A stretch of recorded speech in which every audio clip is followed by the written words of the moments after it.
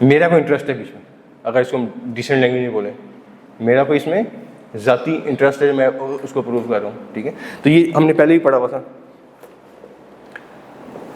आगे चलें जी। अच्छा, अभी हम वही पढ़ रहे हैं, वही चल रहा है आगे, कंटिन्यू वही हो रहा है। लेफ्ट साइड पे आता है कि transaction outside normal course of business कौन सी होती है। अगली एग्जांपल आ रही है, ट्रांजेक्शन विद सर्कुलर अरेंजमेंट, ठीक है। सर्कुलर अरेंजमेंट क्या है, मैं इसको उसने आगे खुद एक्सप्लेन कर दिया है। For example, sales with the commitment to repurchase, sales with the, इसका मतलब कोई टारगेट अचीव करने के लिए या कुछ ऐसा कुछ करने के लिए सेल की गई है, बाद में एग्रीमेंट आपसे रीपरचेज कर लूँगा। एक्चुअली क्या हुआ, इस क्या कहते हैं, sales with the commitment to repurchase, असल में क्या हुआ, असल में मेरी रिलेटेड पार्टी को पैसे लोन चाहिए था, ये मुझे लोन चाहिए था। मैंने क्या किया, मैं कहा ठीक है तुम मुझे पैसे दे दो, मेरी गुड्स क्या करो, रख लो, मैं तुमसे बाद परचेज कर लूँ। असल में क्या किया आपने, उसको लोन फैसिलिटी दी है, सेल तो हुई नहीं। Sale with the commitment to, असल में सेल, असल में क्या है, आपने इंटरेस्ट फ्री लोन दिया उसको। अगर आप कहते, अगर आप ये ना करते, आप उसको लोन देते तो मार्कअप आ जाना था, बीच में मार्कअप का एलिमेंट आना था, लोगों ने चीज़ ना रिलेटेड पार्टी को क्यों आपने इंटरेस्ट फ्री लोन दिया है या कुछ ना कुछ होना था। तो ये बड़ा आसान काम है कि ठीक है उसको मैंने सेल किया, जी पैसे ले लिए, ठीक है, कोई फंड इस्तेमाल किए, या वाइस वर्सा, वाइस वर्सा, मुझे पैसे चाहिए थे या उसको पैसे चाहिए थे, वो मेरी मेरी मिसेस का बिजनेस है, मैंने क्या किया, उसकी कुछ गुड्स ला के रखनी with the commitment to resale और फंड ट्रांसफर कर दिए पैसे गुड्स के अगेंस्ट। असल में क्या हुआ कि मैंने इंटरेस्ट फ्री लोन फैसिलिटी दी है, समझिए। अच्छा, ये हमेशा रिलेटेड पार्टी में होगा, अनरिलेटेड पार्टी से मैं ऐसा नहीं कर रहा हूँ, ठीक है। अच्छा, आगे हैं, transaction under contracts whose terms are change before, कि आप बार बार चेंज करी जा रहे हैं, कॉन्ट्रैक्ट मैच्योर नहीं होता उससे पहले टर्म चेंज हो जाती है, ठीक है। इसको हमने कई दफ़ा देखा है। होता क्या है कि जी मेरी कंपनी है, फॉर एग्जाम्पल मैं नियाग्रा मिल्स का ऑडिट कर रहा हूँ, ठीक है, और एक मेरी फैमिली का बिजनेस है। मैं जानबूझ के क्या करता हूँ, अमाउंट ट्रांसफर करता हूँ उस बिजनेस में और शो करता हूँ कि ये एडवांस अगेंस्ट गुड्स है, एडवांसेस टू सप्लायर्स है, एडवांसेस टू, और उसकी कॉन्ट्रैक्ट बना दिया, उसकी रिस्पॉन्सिबिलिटी है वो 60 डेज के अंदर मुझे गुड्स वापस करेगा, ठीक है। 60 डेज का एडवांस दे दिया, 60 दिन उसने इस्तेमाल करना था, इस्तेमाल किए वैसे, और इस 60 दिन खत्म होने से पहले ना 3-4 दिन पहले वापस ट्रांसफर कर दी, कॉन्ट्रैक्ट कैंसिल हो गया, कॉन्ट्रैक्ट। इसका मतलब क्या है, वो अमाउंट उसने यूज़ की इंटरेस्ट फ्री 55 डेज, अच्छा ठीक है, 2-3 दिन गुजरे, दोबारा कॉन्ट्रैक्ट हो गया, दोबारा फिर पैसे वहाँ चले गए, फिर 60 डेज पड़े रहे, फिर वापस आ गए। तो साल में 365 में से 350 दिन उसने इंटरेस्ट फ्री अमाउंट, वो गुड्स नहीं आ रही वहाँ से, एडवांस से सप्लायर जाता है, 2 महीने बाद वापस आ जाता है, 3 दिन बाद फिर चले जाता है। फॉलो कर रहे हैं, ये सारी चीज़ें जो हमने डिस्कस करनी है। अच्छा, करना क्या आगे, इनवैल्यूएटिंग, राइट साइड पे इनवैल्यूएटिंग बिजनेस रैशनल, बिजनेस रैशनल, ये पिछले पेज में पढ़ के हैं ना, रैशनल देखना है आपने, बिजनेस रैशनल में क्या करना है आपने, तो कहता है check whether transaction is overly complex. मैंने बताया कई जगह फ्रॉड होते हैं, जानबूझ के कॉम्प्लेक्स ट्रांजेक्शन में इन्वॉल्व होता है, किया जाता है, जानबूझ के कॉम्प्लेक्स स्ट्रक्चर बनाया जाता है। आपको पता नहीं था अल्टीमेट कौन है यार, अल्टीमेट किसके पास जाने पैसे।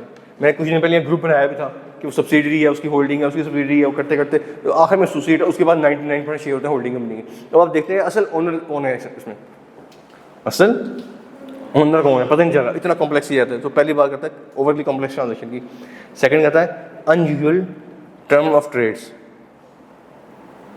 ये अब आपने अलर्ट रहना है, पेपर में आपको रिलेटेड पार्टी का क्वेश्चन आएगा और शायद पूरे क्वेश्चन में रिलेटेड पार्टी का वर्ड आपने देखने की कोई ऐसा, जैसी कोई इनमें से कुछ चीज़ इन्वॉल्व हुई फौरन कान खड़ेगा नहीं रिलेटेड पार्टी की, ये क्वेश्चन रिलेटेड पार्टी का। ठीक है, क्या कहता है सिनेरियो में, क्या देगा आपको, अनयूजुअल टर्म्स ऑफ ट्रेड। अभी मैंने एग्जांपल दिए 2-3 कि एक्स्ट्रा डिस्काउंट दे दिया, ये एक्स्ट्रा बड़ी क्रेडिट लिमिट दे दी, या बाकी सबसे एडवांस पकड़ते हैं पैसे, इनको क्रेडिट पे दे दिए। ठीक है, ये गारंटी की बात करता है। अगले पॉइंट में कहता है कि ट्रांजैक्शन है ना, transaction it lacks apparent logical business reason. कि ये बात समझ नहीं आ रही इनकी। जैसे मैंने एग्जांपल दी थी, अगर नियाग्रा मिल्स, नियाग्रा और सामने आपके होंडा ये क्रॉस करें, अगर आप कैनाल रोड क्रॉस करें, ठीक है, ये अगर एज्यूम करें आपस में रिलेटेड पार्टीज हैं, ठीक है, इसने इसको एडवांस दिया कार्स लेने के लिए, ये बात समझ आती है, लॉजिकल लगती है कि नियाग्रा को एडवांस गाड़ी 25 गाड़ियाँ चाहिए अपने एम्प्लॉयज़ के लिए, ये बात हो। लेकिन ये समझ नहीं आती कि होंडा ने नियाग्रा को एडवांस दिया। होंडा क्या करता है, गाड़ियाँ बेचता है, स्पेयर पार्ट्स गाड़ियों के बेचता है और वर्कशॉप है गाड़ियों की, यही है ना। इसने होंडा ने नियाग्रा टेक्सटाइल मिला है, इसने एडवांस क्यों दिया? अब ये समझ, इस ट्रांजैक्शन के पीछे क्या रैशनल है, क्या लॉजिक है, क्या तुक्का है, क्या रीज़न है, ये समझ, तो इसका मतलब रिलेटेड पार्टी हो सकती है। क्यों? Because it lacks apparent logical business reason. समझ आ रही बातें? याद रहेगा जी। आगे हैं, is processed in an unusual manner. बाकी ट्रांजैक्शन क्या होती हैं? अप्रूव होती हैं। एक ट्रांजैक्शन अप्रूव ही नहीं हो रही। मैं चीफ एग्जीक्यूटिव हूँ, अथॉरिटेटिव चीफ एग्जीक्यूटिव हूँ, मैं डोमिनेटिंग पर्सनैलिटी है मेरी, ठीक है, किसी को मेरे सामने बात करने की जरूरत नहीं कर सकता होगी, और सबको पता है कि ये मेरी रिलेटेड पार्टी है, ठीक है। लेकिन किसी में इतना दम हम ही नहीं को पूछ ले सही क्या है, ये क्यों है, जॉब के डर से या किसी भी डर से। तो बाकी ट्रांजैक्शंस क्या होती हैं? अप्रूव होती है, उसका इंटरनल ऑडिट होता है, ये होता है, वो होता है। इस कंपनी की बारी सारे चुप कर जाते हैं, आंखें बंद कर लेते हैं, और ट्रांजैक्शन प्रोसेस हो रही है। समझ गए? क्या कहता है? Transaction is process in an unusual manner. अब पेपर में जहाँ के अनयूजुअल मैनर पे कोई ट्रांजैक्शन आई किसी पार्टी से, फौरन देखने की रिलेटेड पार्टी तो नहीं, याद रहेगा जी, पक्की बात है। फिर आगे कहता है whether management has discuss the nature of the account, कि मैनेजमेंट को डिस्कशन की है 2-4 गवर्नेंस के साथ, ठीक है। समझ गए? होना क्या चाहिए? अगर कोई ट्रांजैक्शन, अगर कोई डायरेक्टर इन्वॉल्व है किसी ऐसी कंपनी में या कोई रिलेटेड पार्टी है, तो होना क्या चाहिए? फौरन मैटर चले जाना चाहिए 2-4 गवर्नेंस, उनसे पूछेंगे जी डायरेक्टर है, इसकी ट्रांजैक्शन ये हम कर रहे हैं, ठीक है, वो अप्रूव करें तो ट्रांजैक्शन हो जाए। तो देखिए ऐसी कोई डिस्कशन हुई है, समझ गए? नेक्स्ट पॉइंट बड़ा इंपॉर्टेंट है, whether management is placing more emphasis of a particular accounting treatment. Management नहीं जी नहीं, कई सारे स्टैंडर्ड में डिफरेंट पॉलिसीज होती है ना। आपने इन्वेस्टमेंट प्रॉपर्टी पढ़ ली है, उसमें 2 मॉडल आपके पास, कॉस्ट मॉडल या IAS 16 में कॉस्ट या वैल्यूएशन मॉडल। ऐसे जो हम पढ़ेंगे फाइनेंशियल इंस्ट्रूमेंट्स, उसमें भी हम एसेट्स को 2-3 तरह से रख सकते हैं, फाइनेंशियल एसेट्स को। तो मैनेजमेंट नहीं, हमें बस ये करना है, बस ये करना है, उस पर एम्फेसिस कर रही है, ठीक है। तो ये भी एक आपने देखने, इसमें भी क्लू है कि होस्टेल रिलेटेड पार्टी हो।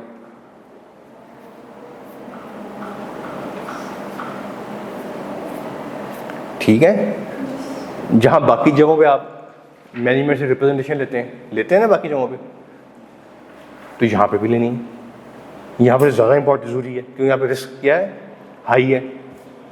तो इस पॉइंट में कहता है if management explanation are materially inconsistent with जो बाकी ट्रांजेक्शन से मैनेजमेंट की बात करिए, ऑकवर्ड करिए, तो देखिए जो मैनेजमेंट ने बाकी रिप्रेजेंटेशन दी हैं, बाकी एक्सप्लेनेशन दी है, वो ठीक है।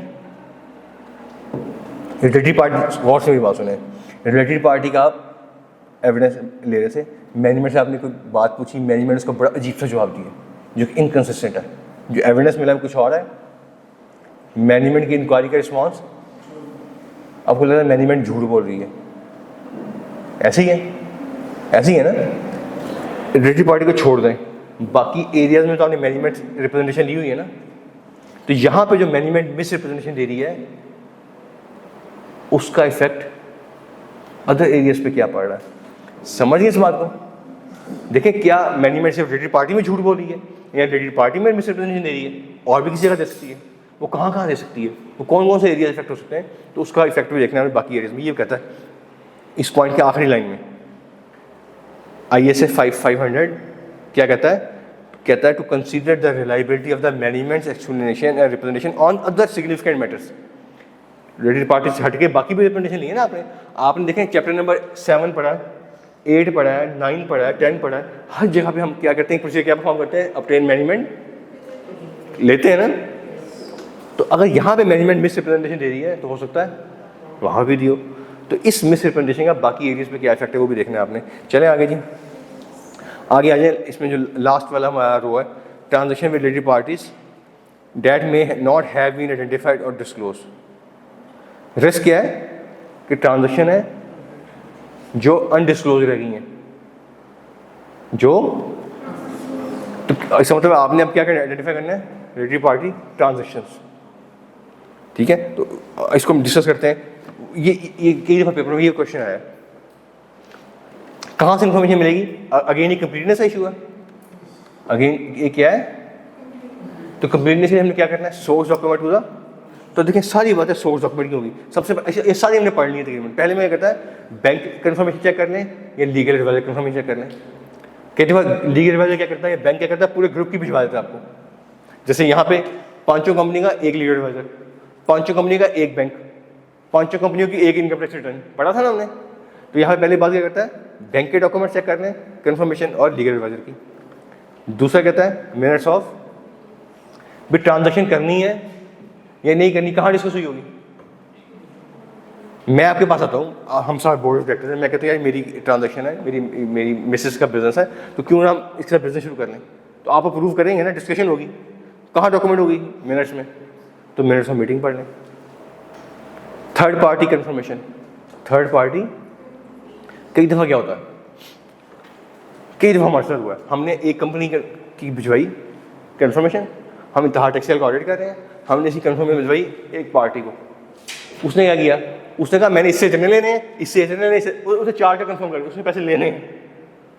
उसने क्या किया, 3-4 का और कन्फर्म कर दिया, मैं इससे भी लेने, इससे भी लेने, इससे भी लेने। फॉलो कर गया मेरी बात। तो थर्ड पार्टी कन्फर्मेशन आपको रिलेटेड पार्टी से मिल जाएंगी।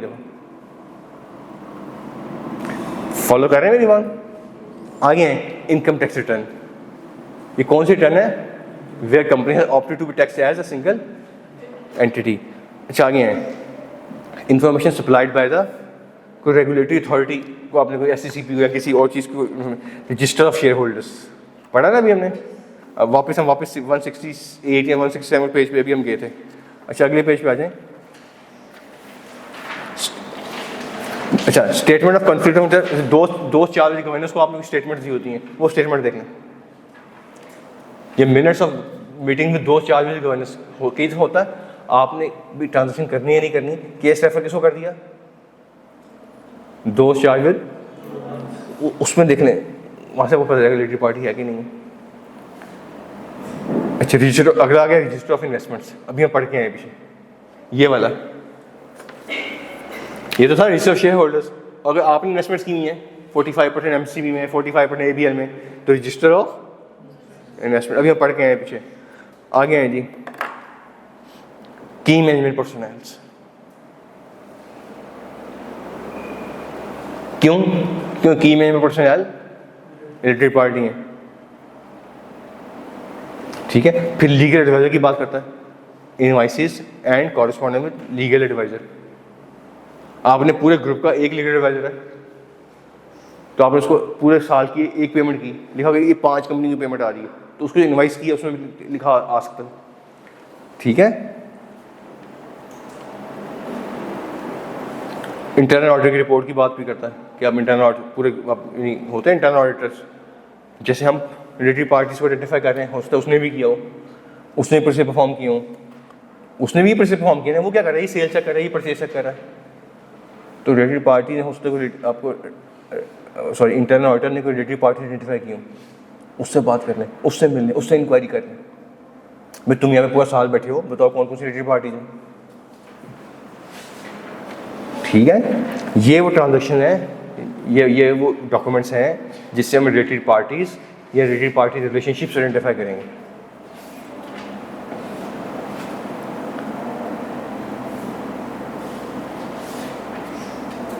याद रहेगा जी।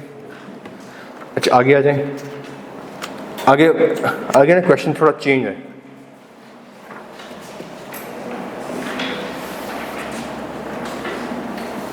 आगे हम डिस्कस करेंगे इसको, वैसे हम कल पढ़ेंगे यहाँ से ऑनवर्ड, बुक्स बंद करें, सिर्फ सुन लें। आपने मैनेजमेंट, आपने सारे प्रोसेस परफॉर्म कर लिए, सारे एविडेंसेस ले लिए, मैनेजमेंट रिप्रेजेंटेशन ले ली, सब कुछ कर लिया, लेकिन उसके बाद जाके एक ऐसी रिलेटेड पार्टी आइडेंटिफाई हुई जो प्रीवियसली अनआइडेंटिफाइड रही, पहले नहीं आइडेंटिफाई हुई, पहले अनडिस्क्लोज रही, अब पता लगा कि ये रिलेटेड पार्टी है। आपने मैनेजमेंट पूछा कितनी है, उसका 4 है, आपने प्रोसेस परफॉर्म किए, 4 निकली, पिछले साल भी 4 थी, इस साल आप प्रोसेस परफॉर्म करते, एक ऐसी पार्टी आइडेंटिफाई होगी जो प्रीवियसली क्या थी, अनआइडेंटिफाइड या अनडिस्क्लोज्ड। तो आपने क्या करना है, आपने वो क्या करना है, क्या प्रोसेस हम इसको कल पढ़ेंगे इंशाल्लाह। सिनेरियो समझ गए, सब कुछ कर लिया, सारे प्रोसेस परफॉर्म कर लिए, अब आगे पता लगा कि ऐसी पार्टी है जो पहले आइडेंटिफाई, तो क्या प्रोसेस परफॉर्म करने हैं। ठीक है, एक तो है कि यहाँ पे मैनेजमेंट फेल होगी रिलेटेड पार्टी आइडेंटिफाई करने में, आपको बताने में, आप मैनेजमेंट का बनाया हुआ सिस्टम फेल हो गया उसको आइडेंटिफाई करने में, ये बहुत बड़े मसले हैं। ठीक है, और तीसरी बात क्या है, अगर इसमें अगर आपको लगे कि ये जो नॉन डिस्क्लोजर है, मैनेजमेंट ने आपको नहीं बताया, ये इंटेंशनल है, ये क्या है, तो डायरेक्ट क्या हिट होती है मैनेजमेंट की इंटेग्रिटी। अगर मैनेजमेंट की इंटेग्रिटी हिट होती है तो कैसे इसको लेके चलना है, क्योंकि मैनेजमेंट की इंटेग्रिटी हमने कहाँ चेक की थी, प्रिलिमिनरी प्रोसीजर्स पे। वेरी गुड, ठीक है, तो इसके जो है बड़े ट्रिगर डाउन इफेक्ट होता है, उसको हम इंशाल्लाह कल पढ़ेंगे, आज कंप्लीट नहीं हो सकेगा ये।